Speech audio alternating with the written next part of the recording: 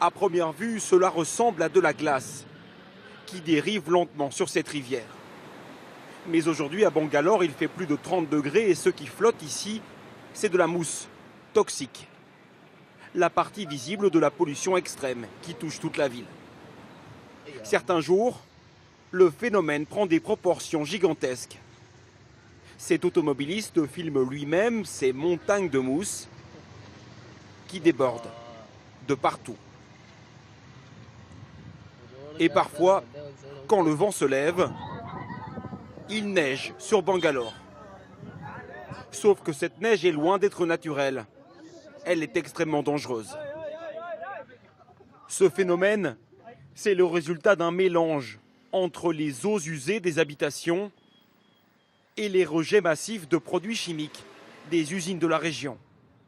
Ici, rien n'est traité. Ces deux types de pollution cumulés créent cette mousse extrêmement rare. Les résidents ont dû installer des filets pour s'en protéger. Vous voyez tout ça? Les déchets en dessous du pont? C'est tout ce que les gens rejettent. Et parfois, ça devient énorme. Ça provoque cette mousse qui s'accumule et qui monte très haut. Alors, ils arrosent la mousse pour la faire redescendre.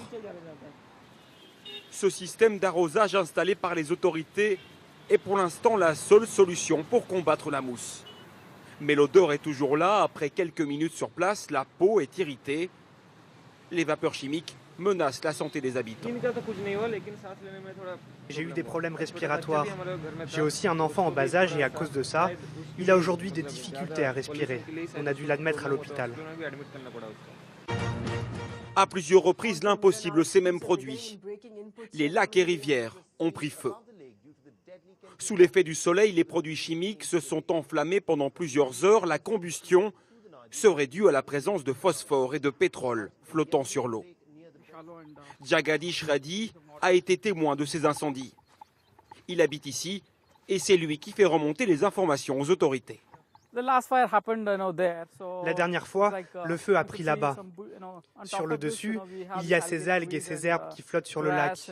Et en dessous, vous avez des éléments organiques et des déchets de la ville. Car le problème, c'est bien le développement ultra rapide et presque anarchique de la ville. En 25 ans, la population a quadruplé dans ce qu'on appelle la Silicon Valley indienne. Ici, c'est le paradis des nouvelles technologies. Start-up et grandes sociétés s'installent massivement dans la ville. Mais plusieurs ONG demandent aujourd'hui des règles. Et vite.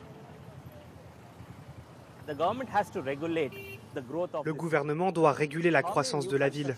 Combien de constructions vont encore voir le jour? Est-ce que le gouvernement ne devrait pas commencer à installer des usines de traitement de déchets avant d'autoriser de nouveaux chantiers?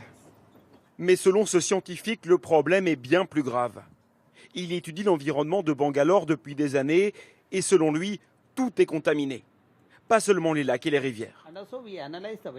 Nous avons analysé les végétaux qui ont poussé par ici et eux aussi ont des quantités importantes de cuivre, de chrome, etc.